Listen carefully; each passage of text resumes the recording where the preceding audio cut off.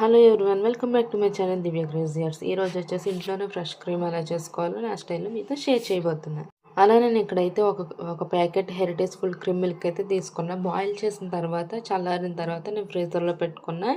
ఇట్లా అయితే నేను 4 డేస్ అయితే మిల్క్ని కలెక్ట్ చేసుకున్నాను బాయిల్ చేసి. తర్వాత నాకైతే ఒక కప్ అయితే మేగడ అయితే వచ్చింది. అందులో కొద్దిగా 1 table spoon vanilla essence, 2 table spoons cocoa powder, 1 table spoon sugar add చేసుకొని బ్లెండ్ చేసుకోవాలి సాఫ్ట్ టెక్స్చర్ వచ్చే వరకు.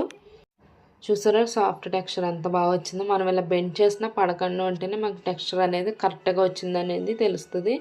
అలాగే మీకు ఇక్కడ చూపించడం కోసం నేను ఒక బ్రెడ్ స్లైస్ అయితే తీసుకొని దానికి అప్లై చేస్తున్నాను. టెక్స్చర్ అనేది ఎలా వచ్చింది ఏంటనేది మీకు తెలుస్తుంది కదా. అలాగే మీరు కూడా ఇంట్లో అయితే ట్రై చేయండి డెఫినెట్గా. 10 మినిట్స్లో ఈజీగా ఫ్రెష్ క్రీమ్ చేసుకోవచ్చు.